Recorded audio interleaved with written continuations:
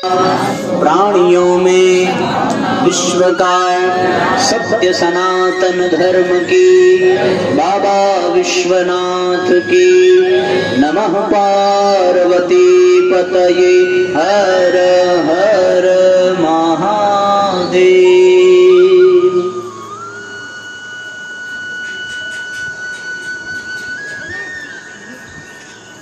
परम पूज्य गुरुदेव परम वंदनीय माता जी के सूक्ष्म संरक्षण में माता के इस पवित्र प्रांगण में प्रकृति की गोद में विराजमान यहाँ उपस्थित सभी आत्मीय बंधुओं, शक्ति स्वरूपा माताओं बहनों, इस कार्यक्रम को आयोजित करने में प्रत्यक्ष और परोक्ष रूप से अपनी भूमिका, अपनी जिम्मेदारी निभाने वाले सभी परम पूज्य गुरुदेव के दुलारे प्यारे प्रज्ञापुत्र और प्रज्ञापुत्रियों, यहाँ के सभी नैष्ठिक कार्यकर्ताओं, आप सबको बहुत बहुत प्रणाम, आप सबको बहुत बहुत साधुवाद, आप सबका बहुत बहुत वंदन, अभिनंदन। आइए आज हम सभी औपचारिक रूप से पंचदिवसीय इस अनुष्ठान का शुभारंभ करने जा रहे हैं। यद्यपि आप लोगों ने कर ही दिया, अब बारी हमारी, इसलिए हमने सोचा हम भी थोड़ा कर लेते हैं। यहाँ आकर के पता चला मौसम की कुछ प्रतिकूलताओं की वजह से हम लोग जहाँ सोचे थे बैठने के लिए वहाँ बैठ नहीं पाए, इसलिए हम लोग वहाँ बैठे हैं जहाँ भगवान बिठाना चाहते थे। भगवान को भी ये स्वीकार नहीं था कि इतना सुंदर पवित्र मंदिर का प्रांगण और यहाँ वटवृक्ष की छाया, तो हम सब लोग टेंट और तंबू की छाया में बैठने की योजना बना रहे थे। भगवान ने कहा कि भैया गर्मी भी बहुत है, बच्चे इतनी मेहनत कर रहे हैं, तो थोड़ा मौसम में परिवर्तन हो जाए ताकि कलश यात्रा में हमारी बहनों को, हमारी माताओं को कष्ट भी नहीं होना चाहिए। तो सबका ध्यान रखते हुए परमात्मा ने बड़ी सुंदर व्यवस्था कर दी। और वास्तविकता ये है कि कल तक हो सकता है सबके मन में थोड़ी घबराहट रही हो मौसम की तपन देख करके, गर्मी देख करके, पर आज वास्तव में बड़ा आनंद, बड़ा उल्लास का अनुभव हो रहा है। हम लोग इस समय उस दृश्य को देख सकते हैं जिस दृश्य को हमारी भारतीय संस्कृति में बार बार सराहना की जाती है। तीर्थों में, बहुत पवित्र क्षेत्रों में, किसी वटवृक्ष की छांव में बड़ी पवित्र आत्माएं निरंतर आपस में सम्मेलन करती हैं और महत्वपूर्ण चर्चाओं के माध्यम से जीवनोपयोगी ऐसे ऐसे स्वर्णिम सूत्र प्राप्त कर लेती हैं जिसको माध्यम बना करके व्यक्ति अपने भीतर देवत्व को जागृत कर सकता है। मनुष्य साधारण नहीं, असाधारण व्यक्तित्व का बन सकता है। ऐसी सुंदर व्यवस्था यहाँ पर देखने को मिल रही है। तो हम लोग भी कुछ चर्चा कर लें और फिर कल से विस्तार पूर्वक सवेरे यज्ञ और शाम को परम पूज्य गुरुदेव के विचारों को आत्मसात करने का दुर्लभ संयोग प्राप्त करेंगे। दो चीजें होती हैं साथियों, काम तो हर व्यक्ति करता है।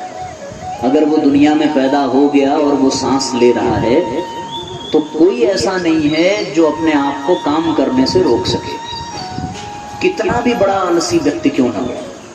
यदि वो लेटा है तो लेटना भी एक कर्म है, अगर वो सांस ले रहा है तो सांस लेना भी एक कर्म है, वो किसी को देख रहा है तो उसका देखना भी कर्म है, वो आलसी अगर करवट भी बदलता है तो वो करवट बदलना भी कर्म है, अगर उसका दिल भी धड़क रहा है तो उसके दिल की धड़कन भी अपने आप में एक कर्म है। कर्म दो प्रकार के होते हैं, व्यवहारिक परिभाषा करता हूं। पहला वो जो व्यक्ति बिना इच्छा के करता है, दूसरा वो जो व्यक्ति अपनी इच्छा से करता है ना?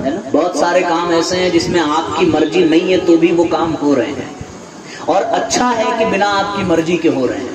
अगर सारे काम आपकी मर्जी से हों तो फिर आदमी का जीवन ही नरक बन जाएगा। आप विचार करके देखिए, आपको अभी अचानक से जम्हाई आ जाए, वो जम्हाई आपने चाहा नहीं, आपकी इच्छा नहीं हुई, लेकिन जम्हाई आ गई। आप अगर रात में सो रहे हैं तो सोते समय आपको ये ध्यान रहता है कि हम सांस लें कि ना लें। सांस लेने में आपकी इच्छा या अनिच्छा की बात नहीं रहती, लेकिन आपकी सांसें चलती हैं, आपके दिल की धड़कन धड़क रही है, आपके शरीर में रक्त का प्रवाह बड़े आराम से बह रहा है।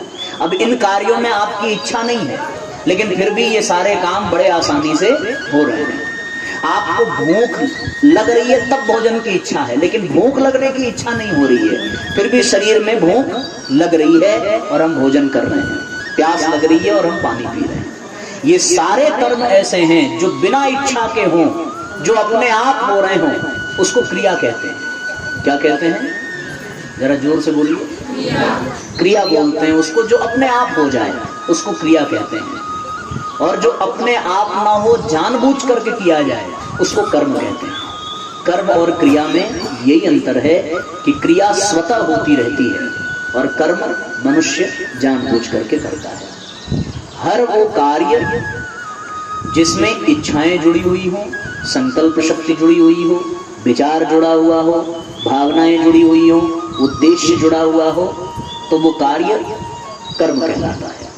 और जिसमें भावनाएं जुड़ी हुई ना हो, जिसमें संकल्प जुड़ा हुआ ना हो, जिसमें इच्छा जुड़ी हुई ना हो, वो कार्य क्रिया कहलाता है। यहाँ तक स्पष्ट हो गया क्रिया और कर्म का अंतर।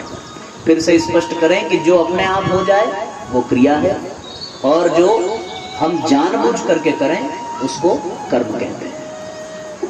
क्रिया करने वाला महान नहीं होता, लेकिन कर्म करने वाला महान भी हो सकता है और पापी भी हो सकता है। दोनों में कोई दिक्कत नहीं है। अब ये सिद्धांत है इस प्रकृति का कि जो जैसा कर्म करेगा वो वैसा बनता हुआ चला जाएगा। आपने अच्छे कर्म किए तो अच्छे बनते चले जाएंगे, आपने बुरे कर्म किए तो बुरे बनते चले जाएंगे। क्रिया अच्छी बुरी नहीं होती, क्योंकि उसमें आपका कोई अधिकार नहीं है, आपका कोई वश चलने वाला नहीं है। और मजे की बात यह है कि क्रिया मनुष्य को बांधती भी नहीं है। मनुष्य को बंधन में बांधता है उसका अपना कर्म। जो जैसा कर्म करता है वो उसी कर्म के बंधन में बंध जाता है। अब एक छोटा सा अंतर आपको और बताएं। कल्पना करिए कि आप यहाँ पर बैठे हैं और आपके शरीर पर एक छोटा सा मच्छर बैठ गया। उस मच्छर ने आपको काटा, आपको पता नहीं है कि क्या काटा, और उस काटने के कारण आपके मस्तिष्क में संकेत पहुंचा, दर्द उभरा, मस्तिष्क ने इशारा किया, आपका हाथ उठा और जहां पे काटने का दर्द हो रहा था वहां जाकर के पट से मार दिया। आपका उद्देश्य ये नहीं था कि आप मच्छर को मार दो, आपको तो पता ही नहीं था कि मच्छर ने काटा कि किसने काटा। ये जो सहजता से हुआ, किसी ने काटा और उस काटने के प्रतिक्रिया के रूप में आपने दूसरे हाथ का प्रयोग किया, बिना जाने, बिना संकल्प के, बिना अनजाने वो काटने पर मर गया, तो ये पाप नहीं लगेगा, क्योंकि ये क्रिया है। हाँ, अब आपने काटते हुए उस मच्छर को देखा और इस भाव से उसको मारा, और ये साला इतना मेहनत से खून बन रहा है और ये लेकर के गया, इसको तो हम जिंदा नहीं छोड़ेंगे, ये भाव लेकर के आपने मार दिया, तो वो क्रिया कर्म बन गई, मामला फंस गया। अभी तक आपको पाप नहीं पड़ा था, लेकिन आपने देख लिया और द्वेष की भावना आ गई, मार दिया, वो कर्म बन गया। वहां से आपके कर्म के बंधन की शुरुआत हो जाती है। हो गया ना? इसका तात्पर्य क्या हुआ? अब इसको आप अपने व्यवहारिक जीवन में देखिए। अगर आपने अनजाने में किसी को मार दिया, अनजाने में किसी को ठोकर दे दी, अनजाने में किसी को गाली दे दी, तो वो केवल क्रिया है। लेकिन अगर जानबूझ करके मार दिया, जानबूझ करके क्रोध कर दिया, जानबूझ करके कोई गलत काम कर दिया, तो वो बन गया कर्म। और कर्म करने वाला कर्म के बंधन में बंध जाता है, क्योंकि जो जैसा कर्म करता है उसको वैसा परिणाम भुगतना ही पड़ता है। शास्त्र कहता है, यथा धेनु सहस्त्रेषु वत्सो गच्छतु मातरः। जिस प्रकार हजारों गायों के बीच में बछड़ा अपनी माँ को खोज लेता है, उसी प्रकार कर्म का परिणाम कर्म करने वाले को खोज लेता है। जो जैसा कर्म करता है उसको वैसा फल मिलता ही है। बिना कर्म का परिणाम भुगते व्यक्ति का कल्याण हो ही नहीं सकता। एक और मजे की बात है कि आपकी क्या, मान लीजिए हमारी उम्र पूरी हो जाए, आप युग युगों तक जिए, ऐसी हमारी शुभकामना, लेकिन एक उदाहरण कि मान लीजिए हम ही मर गए, तो हमारा शरीर यहीं छूट जाएगा, हमारा मकान छूट जाएगा, हमारे रिश्तेदार छूट जाएंगे, आप सब लोग छूट जाएंगे, फिर जाएगा साथ में कौन? केवल और केवल हमारा कर्म जाएगा। क्रिया भी यही रह जाएगी, लेकिन कर्म हमारे साथ जाएगा। हम जहां जाएंगे कर्म वहां जाएगा और कर्म का परिणाम भी जाएगा। पितामह भीष्म की कथा आपने सुनी होगी कि उनको बाणों की सैया पर क्यों सोना पड़ा? क्योंकि वो 101 जन्म पहले किसी सर्प को कांटों की झाड़ी पर उठा करके फेंक दिया था, और जिस प्रकार से वो सर्प हजारों कांटों के चुभने से मरा, वैसे 101 जन्म के बाद पितामह भीष्म को मरना पड़ा। ये ऐसी स्थिति बन गई कि अब आप कल्पना करो 101 वर्ष जन्म के बाद भी कर्म छोड़ने वाला नहीं है। तो कुल मिलाकर के हम ये बात आपको इसलिए बता रहे हैं क्योंकि हम इस कार्यक्रम की कुछ भूमिका बनाना चाहते हैं। अब मजे की बात यह है कि हम लोग यहाँ बताओ आए, यहाँ पर बैठे और यहाँ सम्मिलित हो रहे, ये क्रिया है कि कर्म है? सोच करके जवाब देना भाई, वरना हमारी पढ़ाई गई चीज बेकार हो जाएगी। हमारी इज्जत आपके हाथ में। सही जवाब मिलेगा तो ये सब लोग समझेंगे कि टीचर अच्छा है। तो आप बताओ, यहाँ आके बैठना ये क्रिया है कि कर्म है? हाँ, कर्म है ना, पक्की बात। हाँ, ये क्रिया तो नहीं है कि अचानक आपके दिमाग में आया चलो कोई काम नहीं है, चलो बैठ जाते हैं, चलो कुछ हो रहा है। आप अपनी मर्जी से आए हैं, अपनी इच्छा से आए हैं, अपने संकल्प के साथ आए हैं और एक कोई उद्देश्य लेकर के आए हैं कि हम चलेंगे तो वहां कुछ सीखने को मिलेगा, कुछ जानने को मिलेगा, कुछ देखने को मिलेगा। नहीं कुछ समझ में आएगा तो यही देख लेंगे कि गांव में किसके पास कौन सी साड़ी है, कौन सी चूड़ी है, इतना ही पता चल जाएगा इसी बहाने। तो ऐसे बहुत सारे भावों को लेकर के लोग यहाँ पर आए, तो ये क्रिया नहीं है, ये क्या हो गया? कर्म हो गया। गोस्वामी तुलसीदास जी ने लिखा है कि कर्म प्रधान विश्व करी राखा, जो जस करहि सो तस सब चाखा। सकल पदार्थ हैं जग माही, कर्महीन नर पावत नाही। सब कुछ इस दुनिया में है, पर जो कर्महीन है उसको नहीं मिलता। जो कर्मशील है उसी को सब कुछ प्राप्त होता है। आपको बस ये बताना चाहते हैं कि आप यहाँ आए हैं तो यहाँ आने में आपके मन में कोई इच्छा है, कोई संकल्प है, कोई भावना है, कोई विचार है, कोई उद्देश्य है। इतनी सारी चीजें मन में लेकर के आपका यहाँ आगमन हुआ है, तो आपका आना बेकार नहीं होना चाहिए। आपका कर्म व्यर्थ नहीं जाना चाहिए। कर्म व्यर्थ कब हो जाता है? कर्म व्यर्थ तब हो जाता है जब उस कर्म में हमारा मन नहीं लगता, तो वो फिर कर्म बेकार हो जाता है। आप कोई भी काम करिए, अगर उस काम में आपका मन नहीं लगा, भले वो काम हो जाए, लेकिन उस काम में आपको मजा नहीं आएगा, आपको अच्छा नहीं लगेगा, आपको आनंद नहीं आएगा। हाँ, और उस काम में आपको सफलता भी नहीं मिलेगी। कर्म में सफलता तब मिलती है जब वो कर्म पूरे मनोयोग के साथ किया जाता है। तो आप यहाँ आए और अगले 4-5 दिनों तक आएंगे, तो यहाँ आइए तो केवल अपने तन को लेकर के मत आइए, तन के साथ साथ मन को भी लेकर के आना पड़ेगा। इसका तात्पर्य क्या हो गया कि आप यहाँ हैं तो आपका मन भी यही होना चाहिए। आदमी कहता है कि कथा हम सुनने जा रहे हैं। साधारण बातें किससे सुनी जाती हैं? कान से। लेकिन कथा किससे सुनी जाती है? कान से नहीं सुनी जाती, कथा मन से सुनी जाती है। क्योंकि अगर कान से सुने तो दूसरे वाले से निकल जाएगा, और मन से सुने तो हृदय में बैठ जाएगा। जो कथा में मन से बैठता है, कथा उसके भीतर भी बैठ जाती है, और जो मन से नहीं बैठता, कथा उसके भीतर नहीं बैठती। मन का कार्य क्या है? विचार करना। मन का कार्य है चिंतन करना। जो जैसा विचार करता है वो वैसा ही कर्म करता है, क्योंकि कर्म की प्रेरणा कहाँ से मिलती है? विचारों से मिलती है। विचार हमारे जैसे होंगे, व्यक्ति का कर्म वैसा होगा। अगर कोई चोरी करता है चोर, तो वो चोरी का कर्म तब करता है जब उसके मन में चोरी का विचार आता है। ऐसा नहीं है कि वो पैदा हुआ और अचानक से चोरी करने लगा। चोरी करने से पहले उसके मन में चोरी का विचार आया, और विचार आने पर तब वो वैसा कर्म करता है। इसीलिए परम पूज्य गुरुदेव ने कहा कि जो जैसा सोचता है वो वैसा करता है, जो जैसा करता है वैसा ही बन जाता है। तो आप सब लोगों को अच्छी सोच के साथ अच्छा कर्म करना है।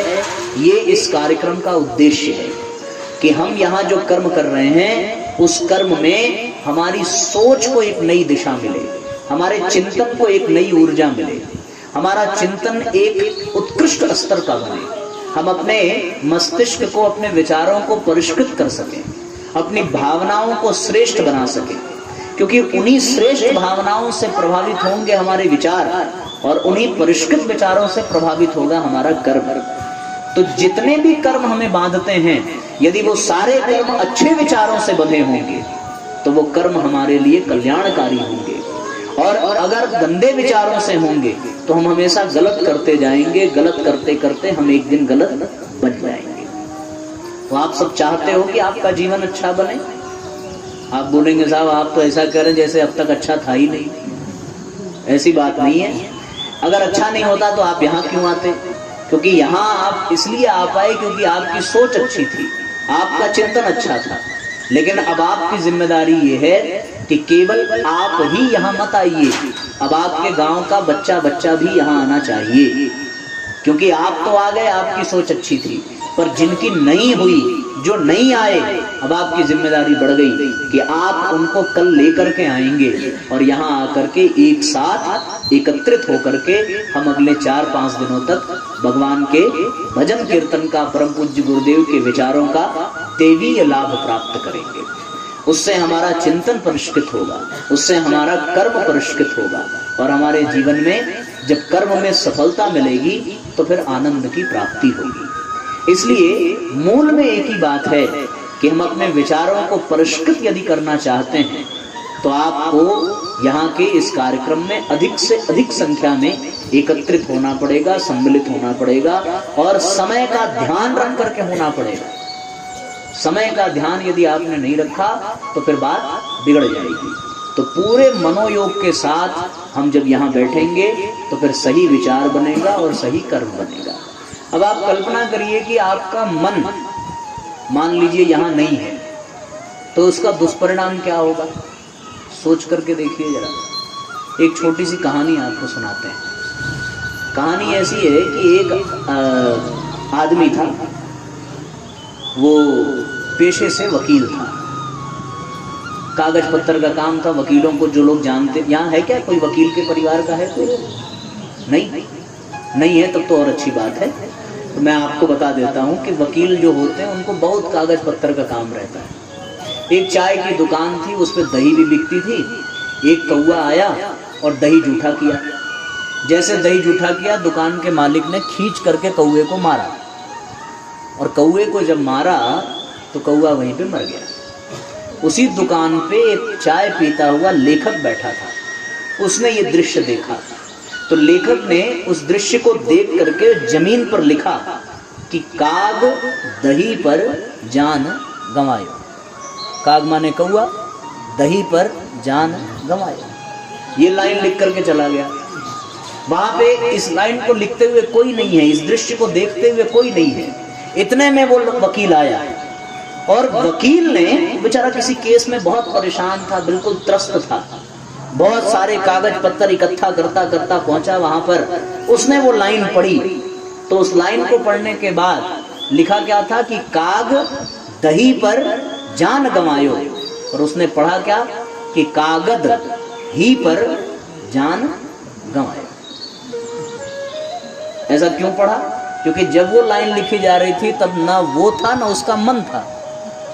लाइन एक ही है लेकिन अर्थ बदल गया। लिखा था कि काग दही पर जान गंवायो, उसने पढ़ा कि कागद ही पर जान गंवायो। अच्छा, ये घटना हुई, आया गया बेचारा, बात खत्म हो गई। इतने में उधर से एक आशिक गुजरा जो एक लड़की से बहुत प्यार करता था, और लड़की के भाई ने मिलकर के उसकी अच्छी खासी पिटाई कर दी थी। कपड़े वपड़े फट गए थे, खून निकल रहा था। वो भी उस चाय की दुकान पे आया और उसने भी वो लाइन पढ़ी। तो उसने वो लाइन पढ़ी तो उसने पता है क्या पढ़ा? उसने पढ़ा का गदही पर जान गंवायो। लाइन वही है, पर आदमी अपने संस्कार, अपने विचार, अपने कर्म के नाते अर्थ का अनर्थ बना देता है। तो जब आपका मन कथा में नहीं होगा तो आपके जैसे संस्कार हैं, आपका जैसा चिंतन है, आपका जैसा स्वभाव है, आप वैसा सुनेंगे तो आप उसका वैसा ही अर्थ निकाल लेंगे। एक आदमी राम कथा सुनकर के गया, अपनी पत्नी से कहा आज मैं बहुत खुश हूँ। पत्नी ने पूछा क्यों, क्या हो गया? बोले आज हमने महाराज दशरथ की कथा सुनी, क्या सीखने को मिला? महाराज दशरथ की 3 रानियां थी, मैं 2 और शादी कर सकता हूं। बड़ा खुश हुआ। पत्नी ने कहा कि कितना सुंदर संयोग है कि मैं भी आज भागवत सुन के आ रही हूं और उसमें हमने महारानी द्रौपदी की कथा सुनी। कितने पति थे द्रौपदी के? तो आप बिल्कुल 2 करिए, मैं तो अब 4 करूंगी और बड़ा आनंद आएगा। तुरंत पति ने कहा कि अरे तुम भी क्या मजाक को सीरियस ले लेती हो। बात खत्म हो गई।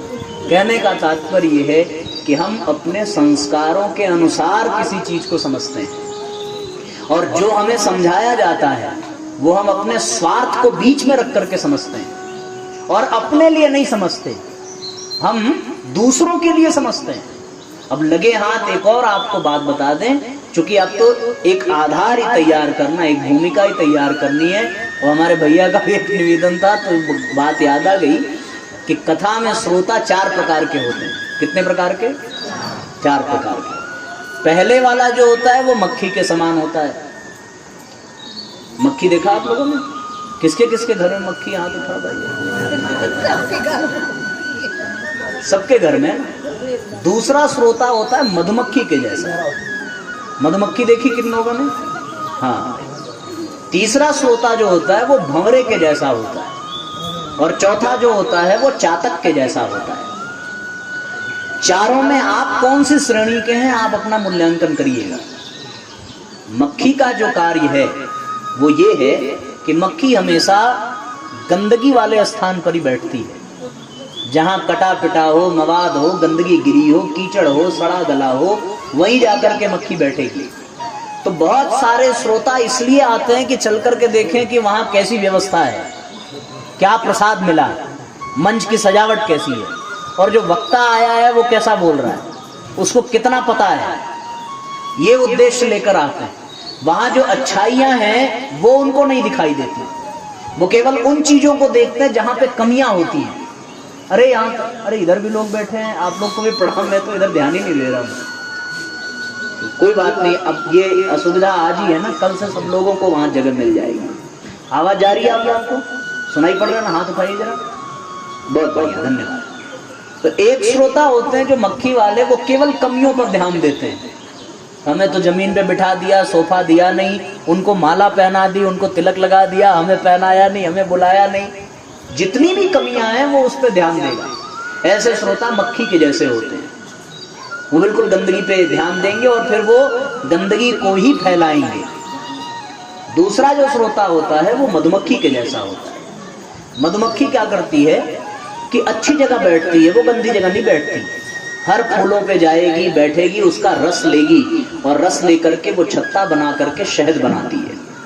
दूसरे प्रकार का जो श्रोता है वो अच्छी चीजों को कथा में जाकर के एकत्रित करता है। एकत्रित करके वो एकत्रित कर करके बड़ा सुंदर अपना एक विचारों का पुलिंदा एकत्रित कर लेता है। लेकिन दुर्भाग्य ये है कि मधुमक्खी अपने द्वारा बनाए गए शहद का खुद लाभ नहीं ले पाती, उसका लाभ कोई दूसरा ही लेता है। उसी प्रकार वो श्रोता जब अच्छी चीजों को इकट्ठा करता है तो वो अपने लिए नहीं करता, वो दूसरों को इकट्ठा करके सुनाता है कि वहां ये बताया गया था। मतलब वो अपने आचरण में उतार नहीं पाता, दूसरों को वो उपदेश देता है कि हमने वहां ऐसा सुना था, हमने वहां वैसा सुना था, खुद वैसा नहीं बन पाता। ऐसे श्रोता को मधुमक्खी वाला श्रोता कहते हैं। तीसरा है भंवरे जैसा। भंवरा क्या करता है? भंवरा फूलों से रस लेता है और उसको खुद ही ग्रहण करता है। उसका एकत्रित किया हुआ रस किसी और को नहीं मिलता। ऐसे श्रोता कथा में आते हैं और जो सुना उसको अपने आचरण में उतारते हैं, अपने जीवन में उतारते हैं और जीवन में उतार करके उसका दिव्य लाभ लेते हैं। पर एक कमी उस भंवरे में भी होती है कि वो किसी एक पुष्प पे नहीं बैठता। वो कभी यहां बैठेगा, कभी यहाँ बैठेगा, कभी दूसरे डाली पर, कभी तीसरे डाली पर, इधर उधर भटकता रहता है। और जहां भटकाव हो वहां भ्रम होता है, जहां भ्रम हो वहां भय होता है, और जहां भय हो वहां विनाश होता है। गीता में भगवान कृष्ण ने कहा है कि कामा क्रोधो भिजायते क्रोधात भवति सम्मोहः सम्मोहात स्मृति विभ्रमः स्मृति भ्रंशात बुद्धिनाश्यो बुद्धिनाश्यात प्रणश्यति।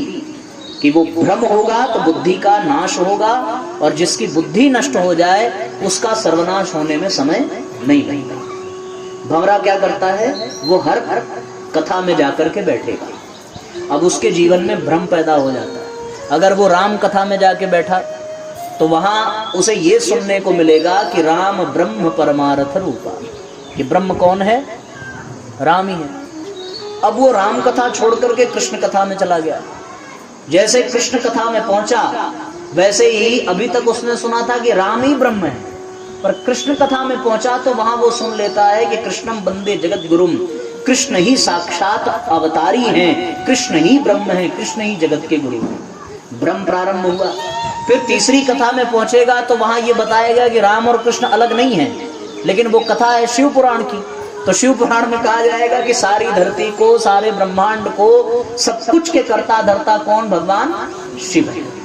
अब उसके दिमाग में बात चकराने लगी। एक तरफ वो ये सुनता है कि युधिष्ठिर धर्मराज है, दूसरी तरफ वो ये भी सुनता है कि युधिष्ठिर ने जुआ खेला, अपनी पत्नी को दांव पे लगाया। एक तरफ वो ये सुनता है कि रावण ने वेदों का भाष्य किया, पर दूसरी तरफ वो ये भी सुनता है कि उसने सीता का हरण किया। भ्रम होता है कि नहीं होगा? होना स्वाभाविक भी है, क्योंकि एक ही विषय में अलग अलग बातें अगर सुनने को मिल जाएं तो बात परेशान करती है। अच्छा, वो परेशानी का कारण क्या है? परेशानी का कारण ये नहीं है कि वो राम कथा में कमी है, या कृष्ण कथा में कमी है, या शिव पुराण में कमी है। कमी किस में है? कमी उसके अपने बुद्धि में है कि वो इन चीजों के सार को नहीं समझ पा रहा है। ऐसे वाले श्रोता को भंवरा वाला स्वरूप दिया जा सकता है। वो सब में जाएगा, भटकेगा, बेचारा परेशान हो जाएगा। और एक चौथे किस्म का जो श्रोता होता है वो चातक जैसा होता है। चातक की एक बड़ी विशेषता है कि वो पूरे वर्ष भर प्यासा रहे, बस वो केवल स्वाति नक्षत्र की बूंद का ही पान करता है। और उस स्वाति नक्षत्र की एक बूंद उसको मिल गई तो उसका चातक होना सिद्ध हो जाता है, सार्थक हो जाता है। ऐसा व्यक्ति दर दर की ठोकरें नहीं खाता, एक जगह केवल आस्था एकत्रित कर लेता है, एक जगह केवल श्रद्धा को आरोपित कर देता है, एक जगह केवल विश्वास को जगा देता है, तो उसका अपने आप कल्याण हो जाता है।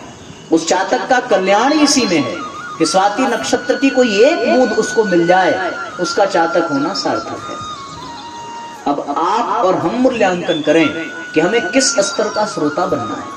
जो चातक स्तर का होगा वो बिल्कुल ठीक समय पर कथा में आएगा, ठीक समय पर आकर के पूरी श्रद्धा, पूरी निष्ठा के साथ बैठेगा और बैठ करके सुनेगा, और उसको वो दिव्य लाभ मिलेगा जो मक्खी वाले को नहीं मिल सकता, जो मधुमक्खी वाले को नहीं मिल सकता, जो भंवरे को नहीं मिल सकता। बात समझ में आ रही है? इसलिए हम सब लोग यहाँ एकत्रित होकर के अपने मन सहित यहाँ पर समय पर आए। आपको पता है यहाँ कौन सी कथा होने वाली है? जानकारी दी गई? बताओ भाई। प्रज्ञा पुराण किसको किसको पता है? हाथ उठाओ जरा। तो फिर बोलते काहे नहीं हो? फिर भी बहुत कम लोगों को पता है। वो आपको ये बताना चाहते हैं कि यहाँ पर राम कथा नहीं, कृष्ण कथा नहीं, यहाँ पर होगी प्रज्ञा पुराण कथा। कौन सी कथा भाई? ये तो बड़ा नया आइटम दिख रहा है, आज तक तो सुनाई नहीं दिया। ये कौन सी कबाट आप लेकर के चले आए? हमारा ये गायत्री परिवार की बड़ी विशेषता है कि वो एकदम लेटेस्ट चीज आपके लिए लेकर के आता है। हम लोग जब कोई सामान खरीदने जाते हैं तो वो कहते हैं भैया इसमें सबसे बढ़िया क्वालिटी वाला दिखाइए। होता है ना, मोबाइल खरीदने जाओ तो मोबाइल खरीदते समय हम यही कहते हैं कि एकदम अपडेटेड वर्जन बताइए, कि फिर इतने रेंज में इससे बढ़िया कोई ना हो। खरीदते समय आदमी यही करता है। उसी तरह आप ये जान लीजिए कि कथा के क्षेत्र में 5 दिन की कथा में, मतलब इस रेंज में, इससे बढ़िया कथा कोई नहीं है। उसका कारण क्या है? उसका कारण ये है कि पहले का जमाना जब था तो हमें अलग अलग चीजें खरीदनी पड़ती थी, है ना। घड़ी, समय देखने के लिए घड़ी खरीदना पड़ता था, हिसाब किताब करने के लिए कैलकुलेटर खरीदना पड़ता था, अंधेरे में देखने के लिए टॉर्च खरीदना पड़ता था, बात करने के लिए नोकिया वाला सेलफोन खरीदना पड़ता था। आज समय बदल गया, आज ऐसा युग आ गया कि आपको एक ही मोबाइल में अंधेरे में देखने के लिए लाइट भी मिल जाएगी, हिसाब किताब के लिए कैलकुलेटर भी मिल जाएगा, फोटो खींचने के लिए कैमरा भी मिल जाएगा, समय देखने के लिए घड़ी भी मिल जाएगी और बात करने के लिए भी ये सुविधा मिल जाएगी। मतलब इस एक छोटे से यंत्र में सारी चीज मिल गई। अब आप राम कथा सुनने जाएंगे तो केवल राम की कहानी मिलेगी, कृष्ण कथा में जाएंगे तो केवल कृष्ण भगवान की मिलेगी, शिव जी में जाएंगे तो केवल शिव जी की मिलेगी। प्रज्ञा पुराण ऐसी कथा है कि जिसमें राम जी की भी मिलेगी, कृष्ण भगवान की भी कथा मिलेगी, शिव जी की भी कथा मिलेगी, गायत्री माता की भी कथा मिलेगी। सारे भगवान की एक साथ एक ही में पूरा फुल पैकेज आपको मिलने वाला है और एकदम लेटेस्ट वर्जन, एकदम अपडेटेड मॉडल आपको कथा का मिलने वाला है। आपने ऐसी कथा नहीं सुनी होगी कि जब आपको सारी चीजें एक साथ मिल जाए। तो ऐसा सुनने में आनंद आएगा कि नहीं आएगा, बताओ भाई। कभी आप उसी कथा में राम जी की कहानी सुनेंगे, कभी कृष्ण जी की सुनेंगे। अब एक ही साथ सब मिल जाए तो ये कितने बड़ा सौभाग्य का विषय है। अब आपको भगवान ने शरीर दिया और ये कह दे कि दो हाथ लेके क्या करोगे भाई, एक ही हाथ से काम चलाओ। दो आंख लेने की क्या जरूरत है, एक आंख से जितना दूर आदमी देख सकता है, दो आंख से भी उतना ही दूर देखता है। इसलिए एक आंख से काम चलाओ। बताओ ऐसा हो पाएगा? अच्छा लगेगा? तो भगवान ने क्या किया, पूरा फुल पैकेज दिया कि भाई एक के साथ। अब प्रज्ञा पुराण में ये है, जैसे एक आंख खराब हो जाए चलो दूसरी काम करेगी, एक किडनी खराब हो जाए चलो दूसरी करेगी। तो प्रज्ञा पुराण में ये विशेषता है कि चलो राम जी की कथा अगर नहीं समझ में आई तो कृष्ण भगवान वाली समझ में आ जाएगी, वो नहीं आई तो शंकर भगवान वाली आ जाएगी, वो नहीं आई तो गायत्री माता वाली आ जाएगी। कोई न कोई एक आपको ऐसा समझ में आ ही जाएगा जो आपके चिंतन को परिष्कृत कर देगा, आपके विचारों को एक दिशा देगा और आपके जीवन को साधारण से असाधारण बना देगा। ये बड़ी विशेष बात ये है। तो हम सब लोग कल से यहाँ प्रज्ञा पुराण कथा सुनेंगे। प्रज्ञा पुराण कथा बड़ी विशेष कथा है। अन्य कथाओं में जो भ्रम पैदा होता है, जैसा अभी हमने बताया कि ये विरोधाभास जो बातों में होता है, वो चीजें हमें क्यों नहीं समझ में आती? वो इसलिए नहीं समझ में आती क्योंकि हमारी बुद्धि उतनी परिष्कृत नहीं होती। और बुद्धि को परिष्कृत करने का सबसे सरल और सबसे बेहतरीन उपाय है प्रज्ञा पुराण कथा सुनना। एक घटना याद आती है कि स्वामी विवेकानंद एक बार विदेश गए और विदेशियों ने स्वामी विवेकानंद को अपमानित करने के लिए कहा कि हमारे धर्म के सारे ग्रंथ सबसे ऊपर रखे गए हैं और आपके हिंदू धर्म का जो ग्रंथ है गीता, वो सबसे नीचे रखी गई है, इसका स्थान हमारे यहाँ सबसे नीचे है। विवेकानंद ने मनी मन मुस्कुराते हुए कहा कि आपने बहुत सही स्थान दिया है, और उन्होंने नीचे से गीता की पुस्तक पकड़ी और पकड़ करके खींच दिया, ऊपर के सारे ग्रंथ गिर गए। फिर विवेकानंद जी ने कहा कि आप देख सकते हैं कि नीचे जो आपने हमारे ग्रंथ को रखा है यही सब ग्रंथों का आधार है, यदि इसको नीचे से हटा दिया तो ऊपर के सारे गिर जाएंगे। इसी प्रकार राम कथा का भी बहुत ऊंचा स्तर है, कृष्ण कथा का बहुत ऊंचा स्तर है, शिव पुराण का बहुत ऊंचा स्तर है। उसको समझना भी साधारण बस की बात नहीं और समझाना भी साधारण लोगों की बात नहीं।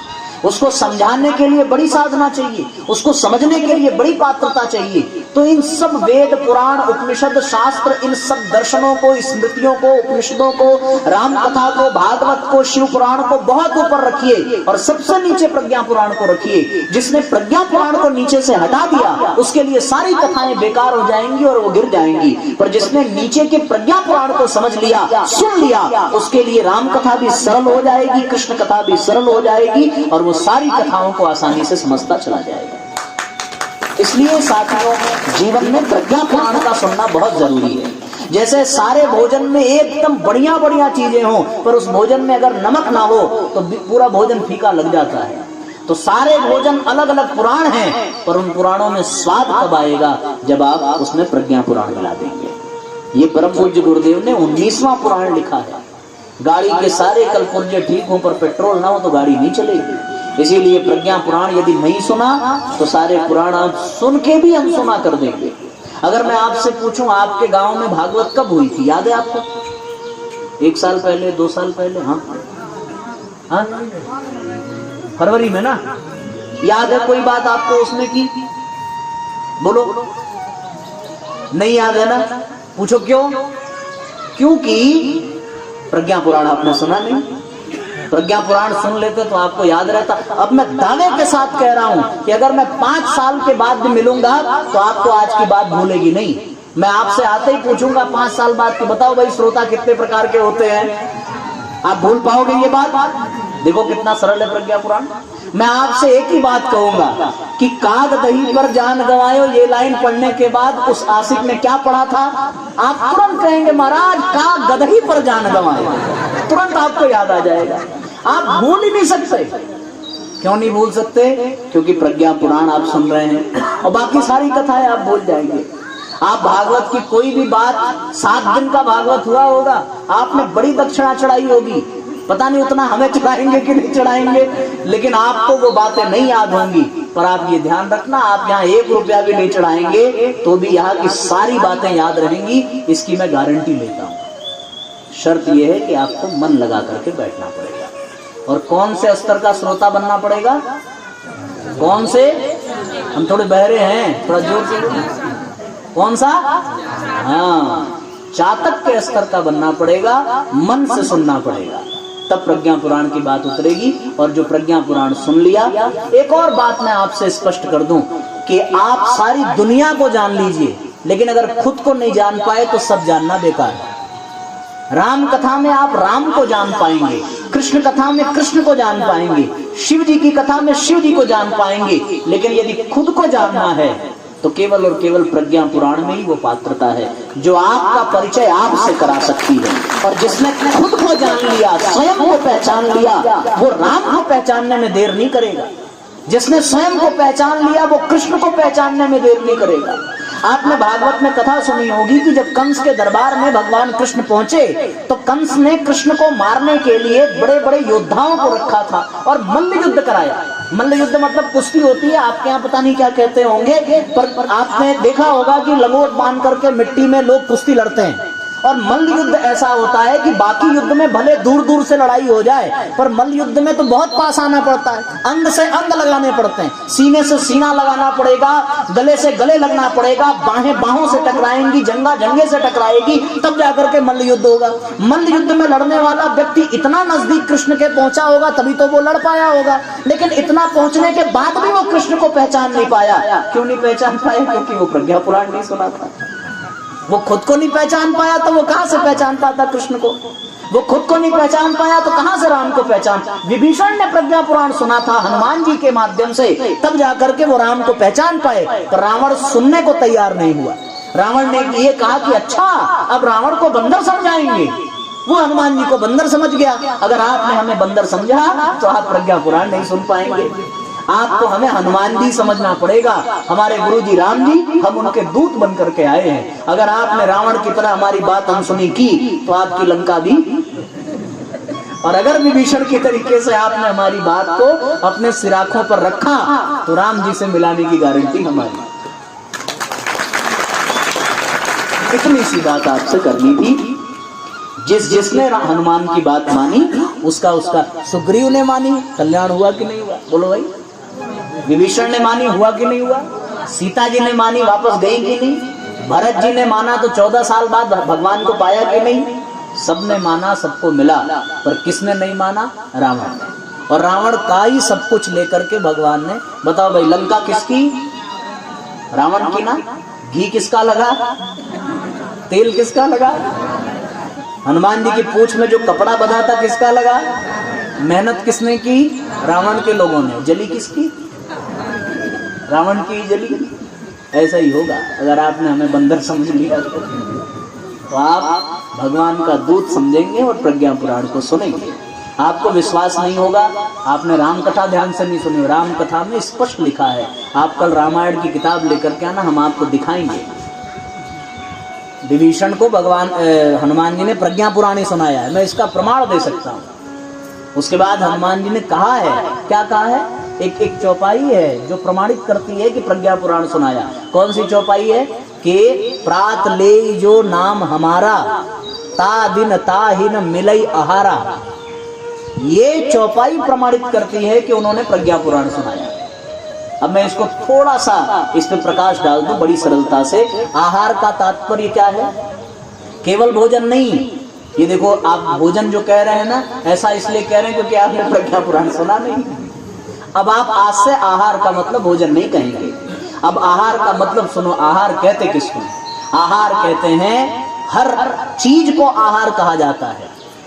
आंख का आहार है देखना, कान का आहार है सुनना, मुख का आहार है, जीभ का आहार है स्वाद लेना, त्वचा का आहार है स्पर्श करना। इसको आहार कहते हैं। और हनुमान जी ने कहा ता दिन ता ही न मिलई आहारा, यानी इंद्रियों को उनका आहार, इंद्रियों का आहार विषय भोग है कि इंद्रियों को उस दिन विषय भोग नहीं मिलता जिस दिन कोई मेरा नाम लेता है। इसका तात्पर्य उस दिन इंद्रियों को कौन सा पदार्थ मिलता है? उस दिन विषय भोग नहीं, उस दिन उनको काम नहीं, उस दिन उनको राम की प्राप्ति होती है। और ये राम तब मिलते हैं जब जीवन में सद्बुद्धि आती है, विवेक जगता है। तो फिर वो विवेक जग जाने से कान सुनना नहीं बंद कर देते, लेकिन जो अब तक निंदा सुन रहे थे, चुगली सुन रहे थे, अब वो भजन सुनने लग गए। वो विवेक जागने से आंखें देखना नहीं बंद कर देती, पर जो आंखें अभी तक दूसरों की कमी देखती थी, बुराई देखती थी, दोष देखती थी, अब वो आंखें दूसरों की अच्छाइयां देखने लगती हैं, सुंदरता देखने लगती हैं, आलिंगन करने लगती हैं। इसी प्रकार से जो मुख अब तक अपशब्द बोलते थे, गालियां देते थे, वो मुख अब सुंदर शब्द बोलने लगे। क्यों? क्योंकि उसका आहार मिट गया, और आहार मिटा तो विवेक जागृत हुआ। विवेक जागृत होने का तात्पर्य है प्रज्ञा जागृत होना, और प्रज्ञा जागृत करने का उद्देश्य ही प्रज्ञा पुराण का है। तो कुल मिलाकर के कहने का मतलब क्या? कुल मिलाकर कहने का मतलब ये कि आप हमें क्या नहीं समझेंगे। बड़े टपाक से बिटिया ने कहा, हम आपको आज से बंदर, आज तक आप बंदर ही समझ रहे थे। तो कुल मिलाकर आज से आप हमको बंदर नहीं समझेंगे, हम आपको रावण नहीं समझेंगे। अगर बंदर समझे तो हम भी भाई स्वतंत्र हैं, और फिर आप हुए रावण, लंका आपकी, घी तेल आपका, भगवान न करे किसी की जले, सबका कल्याण हो। तो ये आपको हंसते खेलते हमने एक बड़ी सुंदर बात बताई कि प्रज्ञा पुराण सुनने से क्या लाभ मिलने वाला है।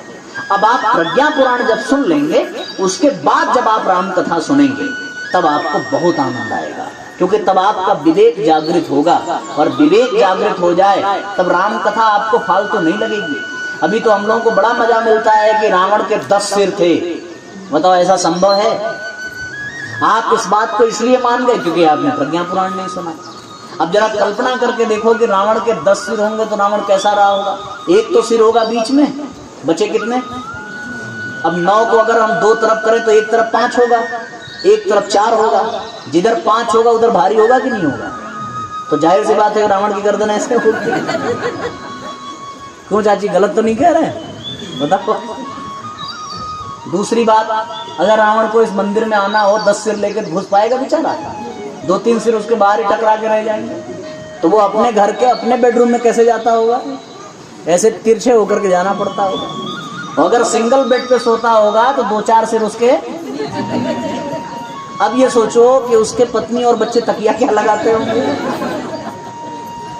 मान लो यहाँ पे भंडारा में रावण आ जाए, आप कौन से मुख के सामने पत्थर लगाएंगे? किसमें खाना खिलाएंगे? ये ऐसा इसलिए है, क्या कहा दादी ने? बाकी वाला मुख भूखा ही रहेगा, बाकी वाले को कौन खिलाएगा? अब ये इसलिए, अब आप बताओ, अब ऐसा संभव है कि रावण के 10 सिर हों? पर आप राम कथा में ये लिखा है कि दशानन, लेकिन राम कथा में दशानन शब्द का अर्थ हम क्यों नहीं समझ पाए? इसलिए क्योंकि हमने प्रज्ञा पुराण नहीं सुनी। अब आप प्रज्ञा पुराण सुन करके जाएंगे तो आप बताएंगे कि दशानन का मतलब ये नहीं कि 10 मुख वाला, दशानन का मतलब ये कि सामान्य व्यक्ति की अपेक्षा 10 गुना अधिक बुद्धिमान, 10 गुना अधिक मस्तिष्क वाले को दशानन कहते हैं। समझ में आई बात? जो साधारण व्यक्ति की अपेक्षा 10 गुना विद्वान हो, 10 गुना शक्तिशाली हो, 10 गुना प्रतिभाशाली हो, 10 गुना विद्वान हो, उसको दशानन कहते हैं। दशानन का ये मतलब नहीं कि 10 मुख वाला, उसकी क्षमता 10 गुनी अधिक हो, ऐसे व्यक्ति को दशानन कहते हैं। अब ये बात राम कथा में आपको बताई गई कभी? नहीं ना। ये कौन सी कथा में बताई गई? समझ में आ रही है बात ना? तो आपको पहले कौन सी कथा सुननी चाहिए? आपने गलती की कि नहीं की? सॉरी बोलिए। अब आप प्रज्ञा पुराण सुनेंगे और उसके बाद जब राम कथा और भागवत सुने। इसी तरीके से मैं भागवत के भी बहुत सारे आपको बता सकता हूँ। भागवत में भी ऐसी बहुत सी किंवदंतियां हैं, आपको समझ में नहीं आएगा।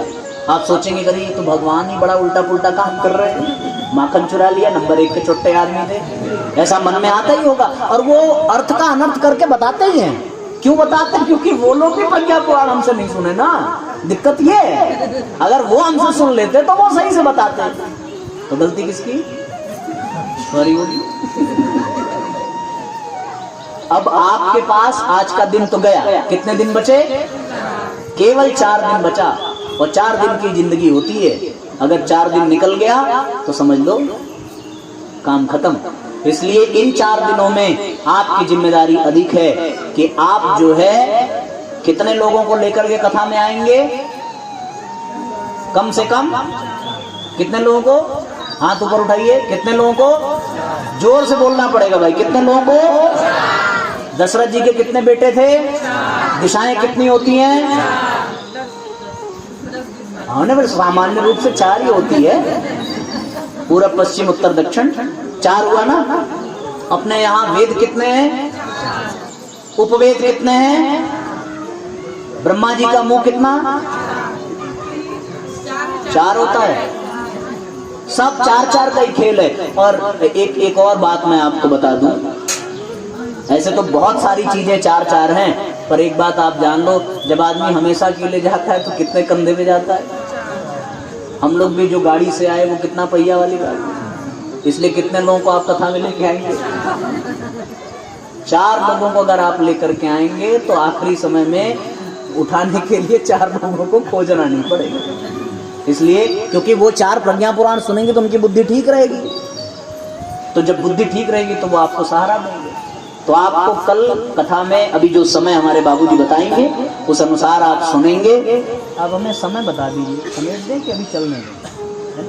बस ठीक है ना। तो हम सब लोग 4 लोगों को कल जरूर लेकर के आएंगे, और अगर आप लेकर के आएंगे तो बात बन जाएगी, और आप भी प्रज्ञा पुराण सुनेंगे, वो लोग भी सुनेंगे, और फिर जब प्रज्ञा पुराण सुन करके आप राम कथा और भागवत सुनेंगे तब आपको बहुत सारी चीजें अपने आप समझ में आती चली जाएंगी, आनंद मिलेगा।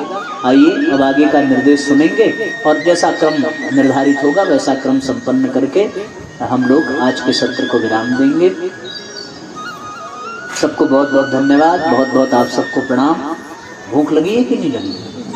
हमें भी थोड़ी थोड़ी लग रही है, इसलिए आज के लिए इतना ही। सबको धन्यवाद, नमस्कार, ओम शांति।